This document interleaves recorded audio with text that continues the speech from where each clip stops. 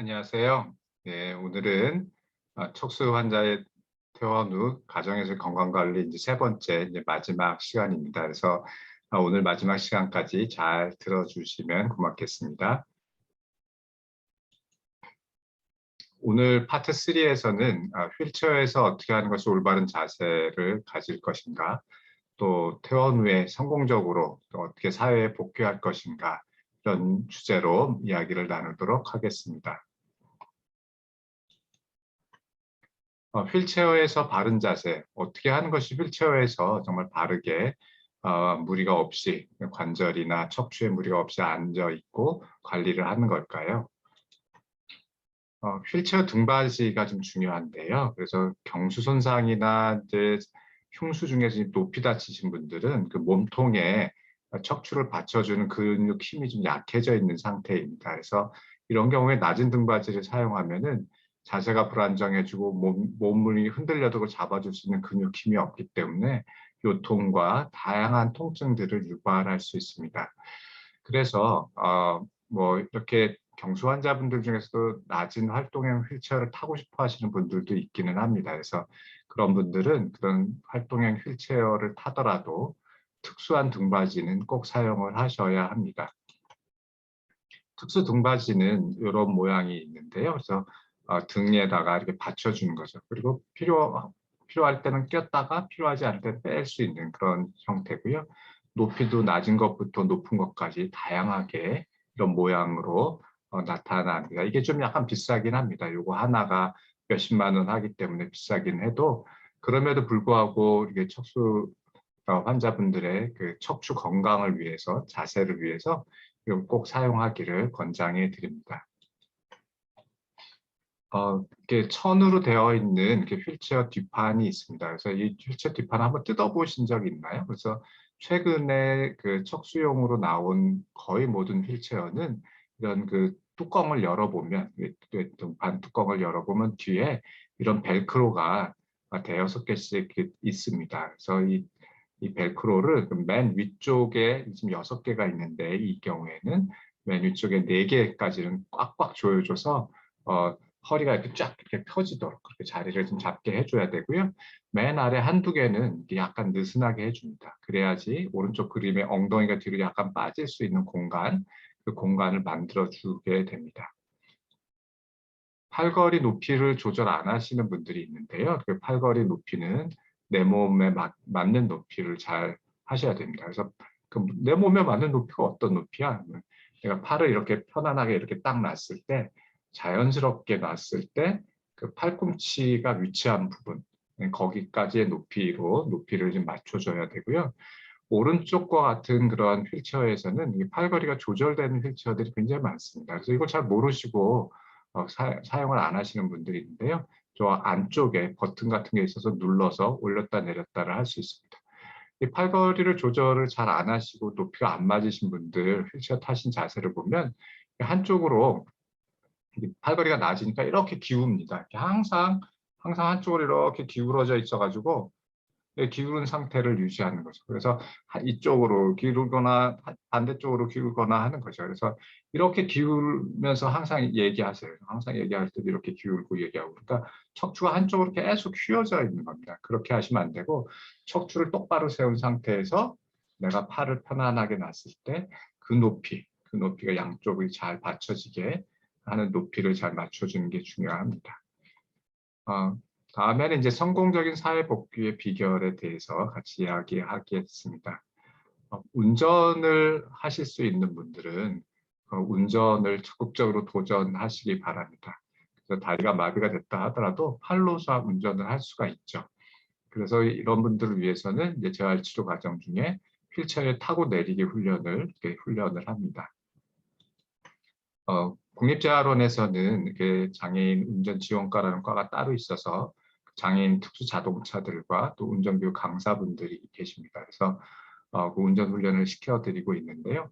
경수 손상처럼 손상이 심한 분들도 전동 휠체어를 타고 그 승합차 같이 생긴 곳에 올라가서 거기서 직접 그 운전석에 전동 휠체어를 타고 운전석까지 가서 그 특수 자동차로 운전할 수 있게 하는 장치도 있고요.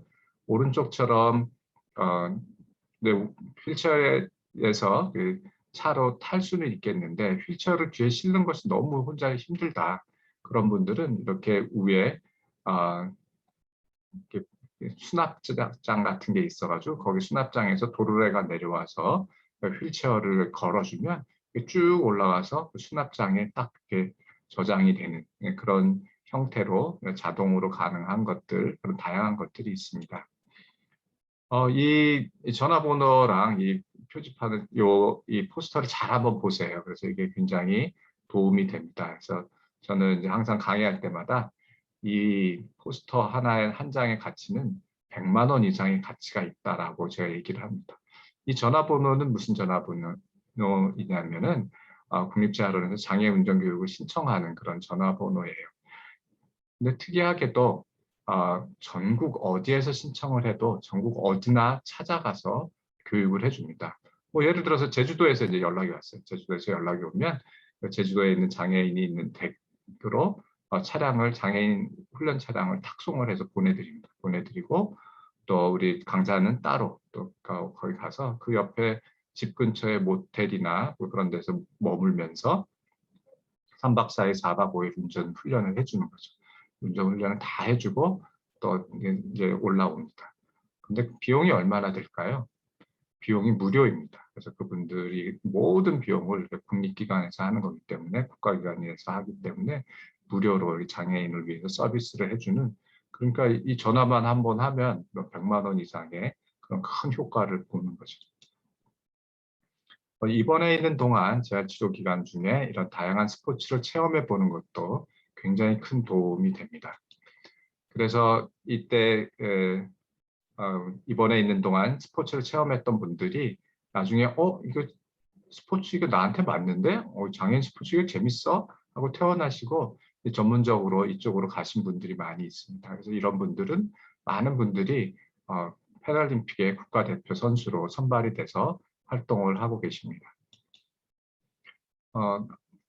휠체어를 타고 다시 직장에 복귀할 수 있을까요? 직장에 복귀하는 게 얼마나 힘들까요? 그렇게 고민하시는 분들이 많이 있는데 제가 만났던 환자분들 중에 외래에 와서 이런 말씀 하시는 거예요. 진짜 휠체어를 타서 이제 열심히 해가지고 채용 시험에 합격을 해서 직장에 갔더니 그 직장 전체에 휠체어 탄 척수장애는 저밖에 없는 거예요. 너무 힘들어요. 사람들도 대화도 잘 안 되고 잘 이해도 안 해주고 장애인 화장실도 잘 안 만들어주고 이거 어떻게 해야 될지 모르겠어요. 나처럼 휠체어를 타고 직장에 다시 복귀한 척수 환자분을 한 명이라도 만나면 정말 소원이 없겠어요. 그 얘기를 저 외래에서 하시는 거예요. 그래서 제가 그때 깜짝 놀랐어요. 제 수첩에는 제가 휠체어를 타고 직장에 복귀하신 분들을 다 전화번호를 다 적어놓는 습관이 있었거든요. 다 적어놨어요. 그래서 그분들을 그 날짜로 네이버 밴드에다가 다 초대를 했습니다. 다 초대를 해가지고 이렇게 우리 이제 휠체어 타고 직장에 복귀하신 분들 모임 한번 하자고. 그래서 한 2번, 3번 제가 같이 모였습니다. 그래서 모였더니 이제 서로 하실 말씀들이 너무 많은 거예요. 우리 회사 우리 사람들 뭐 이렇게 그냥 우리 이해도 못하고 뭐 막 이런 얘기. 근데 자꾸 이렇게 불편하게 하는데 어떻게 해야 돼요? 그거는 뭐 어디다 연락하면 돼. 아니 그러면서 하여간 그 날 안에서 많은 해결책들이 다 쏟아져 나오는 거죠. 그게 큰 도움이 됐습니다. 그래서 그분들이 이제 몇 번 모이고 나더니 그분들끼리 스스로 한국척수장애인 직장인협회를 만드셔서 직장 생활하면서 겪는 어려움, 또 선배의 노하우, 또 새로 다친 후배들을 위해서 가이드 해주는 거 이런 것들을 아주 열심히 잘 하고 계십니다.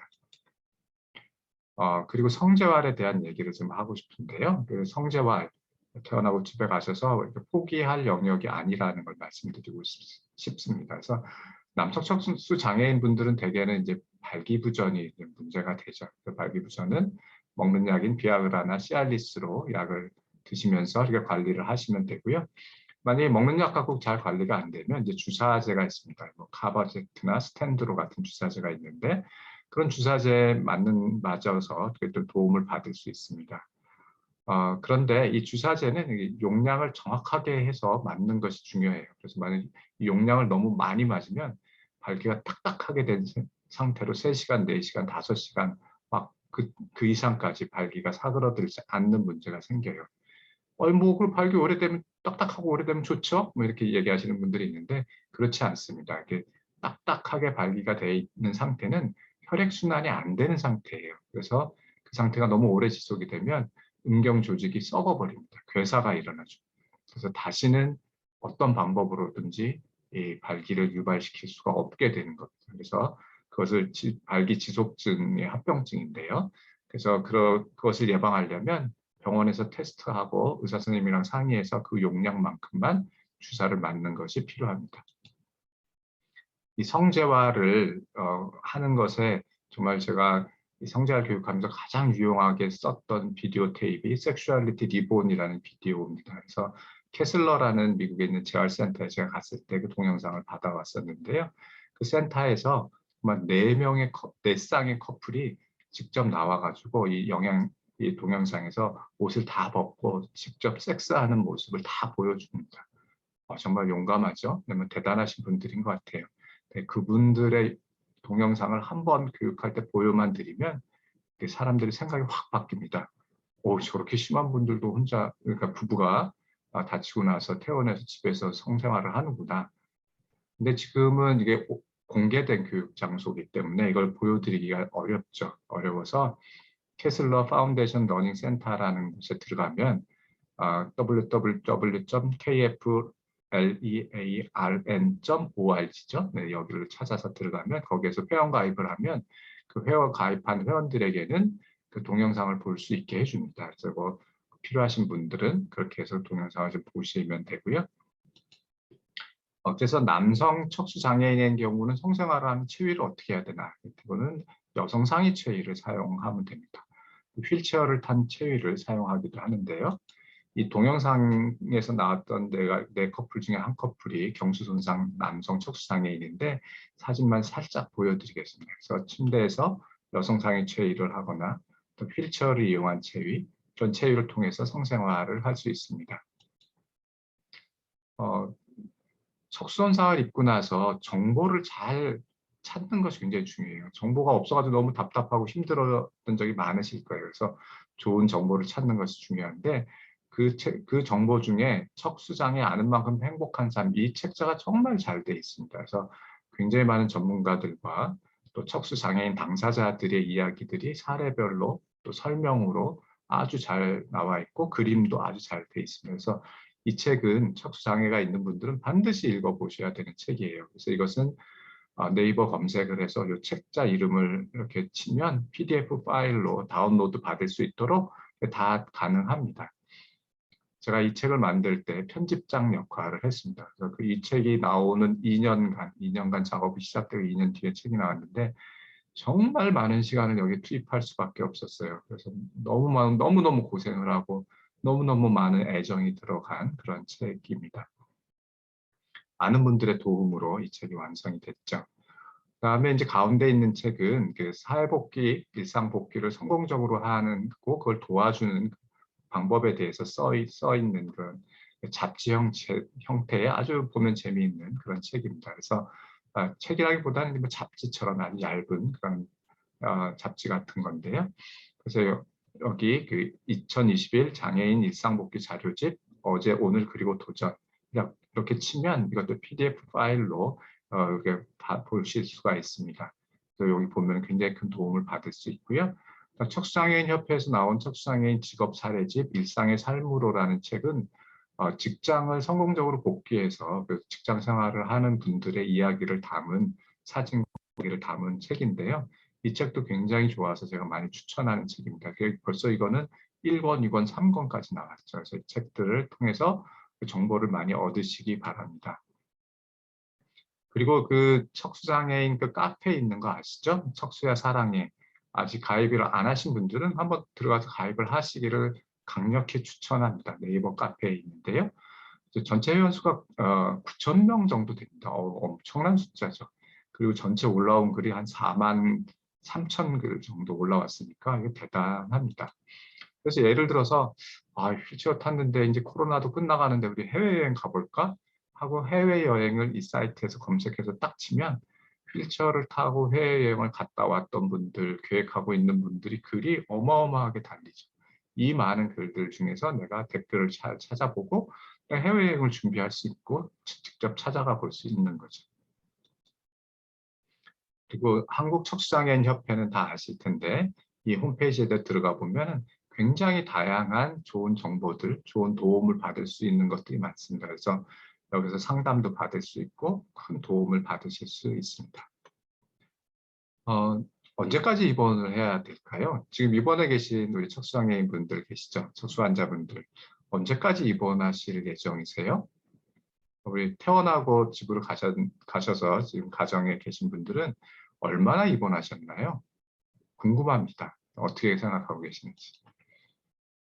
권장되는 병원 입원 기간은 얼마일까요? 제가 2002년에는 미국에 6개월 연수를 했고 2009년에는 영국에서 또 6개월 연수를 했습니다. 미국의 최신 자료에 따르면은 미국에서는 딱 다치고 응급실에 들어가서 수술받고 또 치료받고 재활치료받고 퇴원을 하는 날이 평균 40일이 됐습니다. 저는 좀 더 길었는데 점점 줄어들었어요. 여러분 혹시 아시는지 모르겠지만 미국의 의료비는 어마어마하게 비쌉니다. 하루에 하룻밤 자면 다른 치료비 말고 그냥 자는 값만, 입원하는 입원료만 2, 300만 원이 나오죠. 어마어마합니다. 그러니까 이 사람들이 그 의료비를 감당할 수 없으니까 이게 보험으로 쪼고 쪼아서 입원 기간을 최소한으로 짧게 잡아주는 거죠. 그래서 40일이 되다 보니까 재활치료를 조금 배우고 그냥 맛만 보고 퇴원하게 되는 그런 현상이 생겨서 환자도 너무너무 힘들어하고 또 의료진들도 이렇게 해가지고 환자가 집에 가서는 아무것도 못할 텐데 어떡하나 걱정하면서 퇴원을 하고 있습니다. 유럽은 6 내지 7개월 정도 됩니다. 한 반년 정도 되는 거죠. 그래서 유럽은 좀 적정한 것 같아요. 잘 이 기간 동안 잘 훈련해서 퇴원을 시킵니다. 그래서 제가 고민을 해봤습니다. 그래서 한국 상황에 맞는 권장 입원 기간은 얼마일까? 그래서 하반신 마비인 경우는 저는 6개월을 권장합니다. 제가 이렇게 척수 선배들을 만나보면 선생님 왜 6개월이나 얘기하셨어요? 더 짧게 얘기하세요. 더 짧아도 짧을수록 좋아요. 하지만 제가 이제 한국의 상황을 다 이렇게 보면 6개월 정도는 돼야 재활이 어느 정도 마무리되는 것 같습니다. 그래서 하반신 마비의 경우는 9개월, 길어도 9개월을 넘기지 않도록 하시는 게 권장해 드리고요. 사지마비인 분들은 9개월, 아무리 길어도 1년을 넘기지 않도록 그렇게 권장해 드립니다. 전체를 다 마무리하면서 1편, 2편, 3편을 마무리하는 매진 말씀을 드리겠습니다. 첫 번째로 중요한 것은 퇴원 후에 내가 정기적으로 건강 상담을 받을 수 있고 어려울 때 문제를 해결할 수 있는 곳을 잘 정하셔서 그것이 재활의학과면 더 좋겠습니다. 재활의학과 외래에서 정기적으로 건강하게 건강관리하시고 방광검진은 1년이나 2년에 한 번씩 꼭 받으시기 바랍니다. 집에서 꾸준히 운동을 하시는 게 중요한데 제일 중요한 것, 놓치지 말아야 될 운동은 서는 운동을 반드시 하라는 것입니다. 또 퇴원하고 집에 가셔서 취미나 여행이나 스포츠나 또 취업하는 것, 또 부부 사이의 성생활을 다시 하는 것, 이런 것을 포기하지 마시고 이런 것을 다시 잘 회복하도록 노력하시기 바랍니다. 그리고 이제 정보를 얻는 게 중요한데 정보를 얻기 위해서 네이버 카페에서 척수야 사랑해 그 네이버 카페를 좀 들어가 보시고요. 척수장애인 협회에다가 연락을 해보는 것 역시 굉장히 중요하겠죠. 마지막으로 제가 제일 강조드리고 싶은 것은 긍정적이고 행복한 마음을 갖는 것입니다. 나는 내가 멀쩡히 걸어다니고 뛰어다니다가 이 꼴이 이게 뭐야? 휠체어 타고 어떻게 살아? 내가 창피해서 휠체어 밀고 바깥에 어떻게 나가? 이렇게 생각하시는 분들이 아직도 좀 있으세요. 그렇지만 많은 분들은 휠체어를 타고 바깥에 나가서 활동을 해보면 활동을 해보고 이렇게 말씀하세요. 야, 우리나라 많이 좋아졌다. 뭐 이제 휠체어 타고 뭐 살만하네. 내가 얼마든지 내가 원하는 거 할 수 있겠는데? 이렇게 긍정적으로 생각하시는 분들 많습니다. 굉장히 밝고 활동적이고 적극적으로 사시는 그런 척수 선배분들이 굉장히 많아요. 그분들의 모범을 잘 따라가시기 바랍니다. 그리고 더 중요한 것 중에 하나는 옆에 계신 분들 아니 옆에 있는 사람에게 잘하는 겁니다. 옆에 누가 있죠? 우리 가족들이 있죠. 아내가 있고 또 남편이 있죠. 그분들에게 잘하시기 바랍니다. 여러분이 다치고 수술받고 휠체어 타고 고생하고 하는 그 고생이 얼마나 큰 고생이었습니까? 하지만 그 옆에 있는 분들도 똑같이 고생한 거예요. 똑같이 마음 힘들어하고 또 밤잠 못 자고 간병하고 또 같이 고민하고 그렇게 지금 지내고 있는 것입니다. 그래서 그분들에게 좀 사랑한다고 좀 얘기하세요. 좀 사랑하지 않나요? 또 고맙다고 얘기하세요. 얼마나 고마워요. 옆에서 그 자리를 지켜주고 나를 도와줬던 것. 그리고 미안하다고 얘기하세요. 내가 휠체어 타지 않았으면 당신 고생 이렇게 하지 않았을 텐데 그것 때문에 미안해. 이런 말을 하는 거죠. 사랑해, 고마워, 미안해. 이 말을 좀 하시기 바랍니다. 옆에 있는 분에게 잘 하시는 그런 여러분이 되시기를 바랍니다. 네, 1편, 2편, 3편 이렇게 열심히 잘 들어주셔서 감사합니다. 관동의대 국제성모병원 인천에 있는 국제성모병원에 재활약과 의사 선생님들이세요. 아주 훌륭하신 분들이라서 제가 같이 이제 일하기 시작했는데 저도 아주 굉장히 기쁘게 생각합니다. 그리고 이게 국제성모병원의 전경입니다. 이렇게 보면은 앞에도 산이 있고 뒤에도 산이 있고 경치가 너무 좋아요. 제가 국립자원에 있을 때도 북한산 자락에 있어가지고 너무 기분 좋게 열심히 잘 지냈는데 국제성모병원도 건물도 너무 깨끗하고 시스템도 잘 갖춰져 있고 자연환경이 좋아서 제가 아주 굉장히 기쁘게 생각하고 열심히 여기서 의사의 삶을 살고 있습니다. 여러분들 더 건강하시고요. 네, 경청해 주셔서 감사합니다. 감사합니다.